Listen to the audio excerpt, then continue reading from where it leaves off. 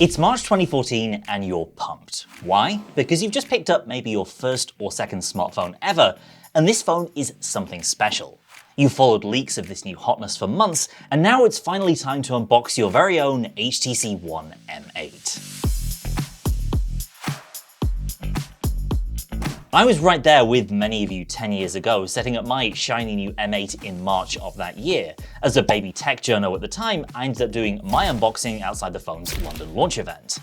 It's hard to overstate how big a deal HTC really was at that time, and this phone was peak HTC, arguably the Taiwanese company's last truly great phone, before a combination of chipset challenges, executive brain drain, and outspending by competition in the following years led its mobile business to slowly unravel. But let's not get too far ahead of ourselves. In the run-up to the debut of the One M8, HTC was flying high. This was a company with huge market presence and brand awareness, whose iconic Sense clock widget defined the early Android era. Sure, the financials were starting to look a little wobbly as the competition heated up, but HTC nevertheless was able to toss around the kind of cash required to briefly acquire Beats Audio in 2011, and its brand cachet was such that its CEO carried the Olympic torch for Taiwan's athletes in London the following year.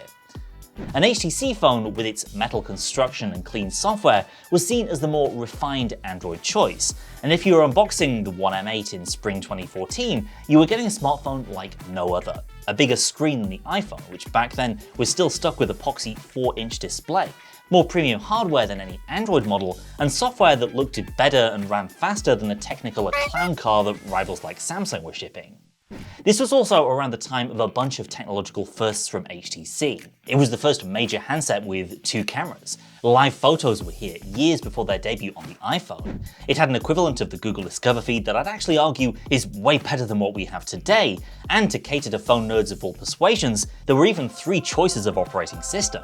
So say hello to the 2014 HTC One, officially stylized as the HTC One M8. This was actually a very last-minute branding change. HTC originally planned to just call this the new HTC One, and in fact, early prints of the packaging for this phone didn't include M8 anywhere on the box because this was just an internal codename. But that codename had already stuck with fans over the course of several months of intensive online leaks, hence this 11th hour rebrand.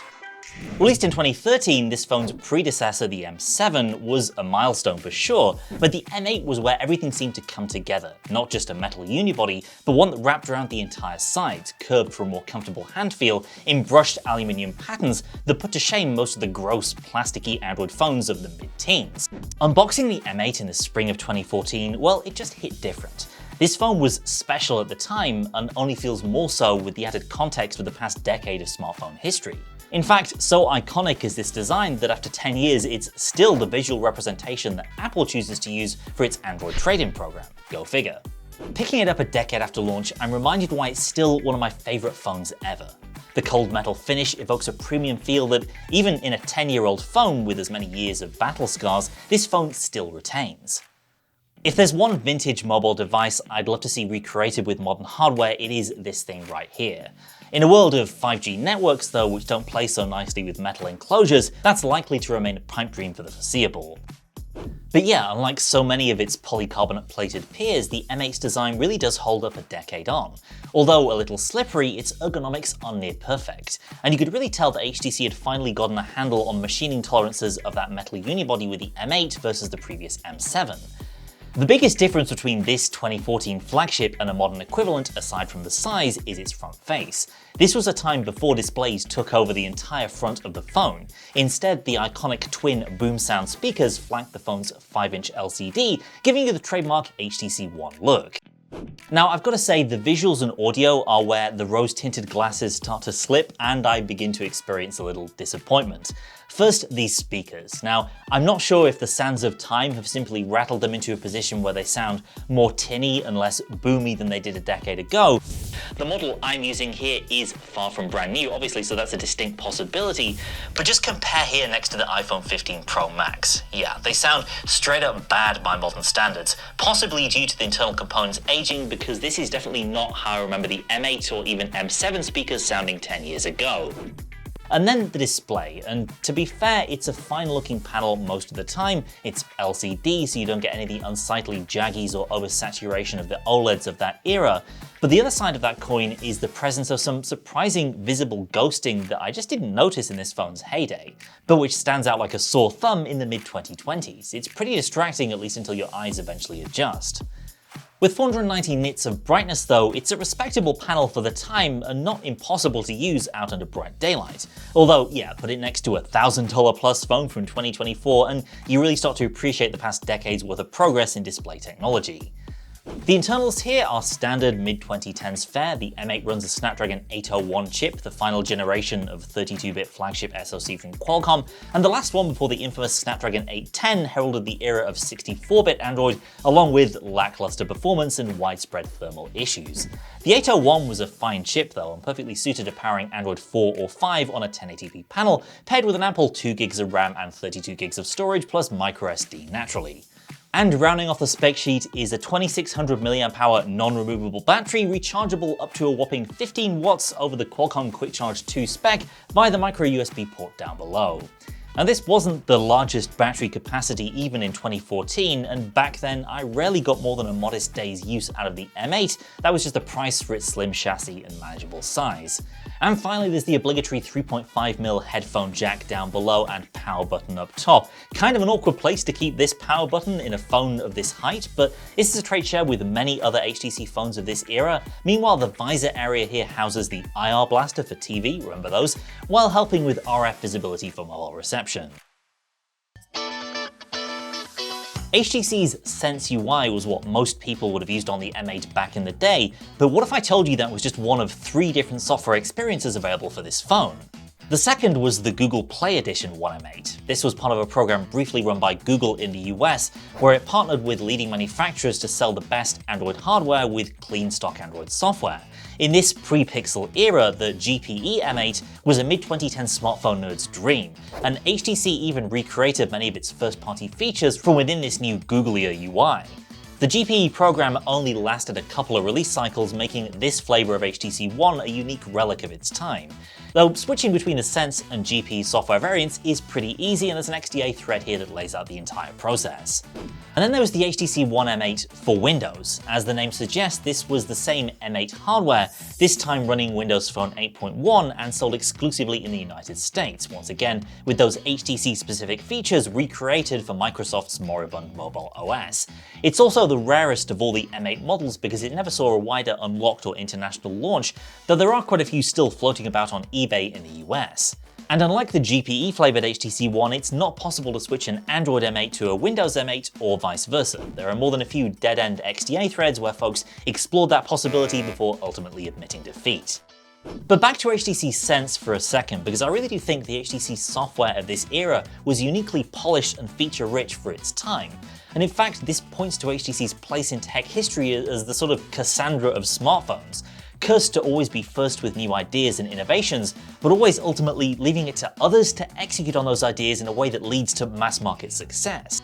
A great example of this is HTC BlinkFeed, a news and social aggregator built into the home screen launcher. This was controversial at first because you couldn't disable it, but 10 years later BlinkFeed looks like a way better implementation of the Google Discover feed that most Android phones use today. It included support for Twitter, Instagram, Facebook, LinkedIn, even Google+, as well as auto-generated highlights from the built-in gallery. And that was a whole other thing. The HTC Gallery experience introduced video highlights for the first time, helped along by the fact that every photo you took was also a short video. Yeah, that's another current iPhone and Pixel feature, live photos, here years earlier than those manufacturers managed. HTC called these Zoes, short for zoetrope, and the phone could automatically stitch these together along with your actual videos into artsy highlight reels just like iCloud Photos does today. The M8 also brought a very early version of portrait mode thanks to its secondary camera, which was used for depth sensing. I'm not gonna lie, this effect is extremely rough, but this camera does at least capture depth information for all photos you shoot, meaning you don't need to be in any sort of special mode to add these depth effects to your shot later. In fact, rough is how I describe most photos from the HTC One M8. 2014 was still a couple of years before the rapid acceleration in mobile photos that brought us optical stabilization and early computational photography. HTC tried to work around the limits of the tech of the time with ultrapixel, its term for a 4-megapixel camera with 2-micron pixels on the sensor itself. The goal here was to capture better photos in low light thanks to those larger pixels, but the real challenge was that HTC's processing just wasn't up to scratch even with an ultra-pixel camera, and the lack of detail as a result of the 4-megapixel resolution makes many shots from the M8 just seem really old and fuzzy a decade on. Once again, a lot of great ideas were on the table here, but HTC lacked the finesse and staying power to bring them to fruition. Ultrapixel went away in 2015 in favor of what turned out to be a much worse overall camera experience in the One M9, and blink feed, caught between HTC's declining market share and platform holders' desire for exclusivity of their users' eyeballs, was eventually retired in favor of a more generic newsreader for future HTCs. If you have an HTC One M8 today, then this phone still has a substantial online following, many of whom have figured out ways to keep this classic piece of mobile tech in a usable state. And in fact, there's a port of Lineage OS 21 available based on Android 14, thanks to XDA-recognized developer Tarxim. This is a work in progress, so there are quite a few bugs. If you're after a more reliable ROM, there's also a stable Lineage OS 19 version available that's based on Android 12.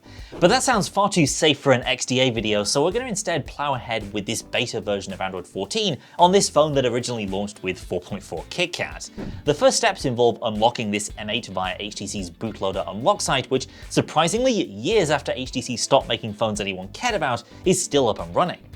A few terminal commands later and we're good to go. We just need to flash a custom recovery, then the ROM itself and a basic loadout of Google Apps. And the result here is a surprisingly usable, though occasionally choppy experience which brings the current Android design language to this decade-old phone. The biggest barriers you're looking at here are app load times and multitasking performance. While 2 gigs of RAM was pretty roomy for the time, it's a cramped experience for the Android of 2024. Also, more than a few issues with the stability of this camera, which could limit the ways in which you want to use this device. But yeah, for basic media playback, some casual browsing or social app use, the Snapdragon 801 in the One M8 is still a trooper even a decade on from launch.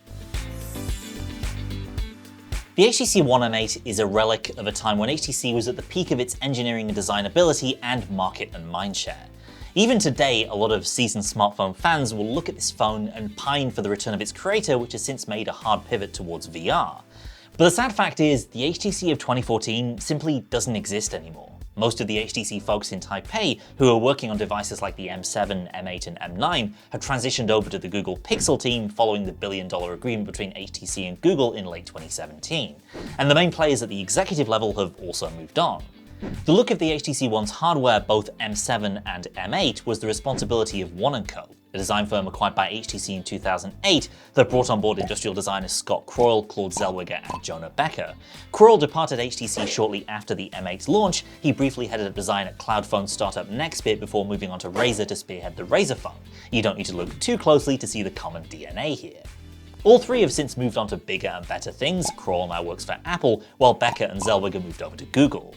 Product-centric CEO Peter Chow, the figurehead of the company, left in 2016 as HTC's fortunes faltered, and later became the chairman of Digital Domain, a visual effects company co-founded with director James Cameron. Meanwhile, Drew Bamford, who was responsible for the look and feel of HTC Sense in the mid-2010s, moved over to a lead role at HTC Creative Labs, responsible for a lot of HTC's non-phone designs, before moving on to Amazon and then starting his own design firm. The HTC of 2024 is still making phones, though in a reduced capacity. The hardware is fairly generic, the UI has barely changed since 2017, the apps are largely identical to ones that shipped in 2015, and many of the animations and visual effects date back even further to phones launched in 2011. HTC's fate since then underscores how fickle the consumer base can be in the smartphone market, especially for a brand like HTC, which had failed to build a broader ecosystem to keep people from jumping ship to Samsung and Apple. And at the same time, HTC lacked other beefier business units to prop up its smartphone unit when times got tough. The company wasn't selling millions of fridges or dishwashers like Samsung or LG to offset temporary losses on smartphones. Throw into the mix the gradual brain drain of the very people who made some of its most successful smartphones, and what you have is a slow decline leading HTC to eventually exit the premium phone market in 2018. Nevertheless, the HTC One M8 was peak HTC and stands as a high watermark, a remarkable phone created by a remarkable company at the peak of its ability. It was a phone ahead of its time, and more than worthy of all that launch day anticipation all those years ago. That's it for now. Share your memories of the M8 down in the comments and stick around for more retro reviews coming soon. Thanks for watching, and I'll see you next time.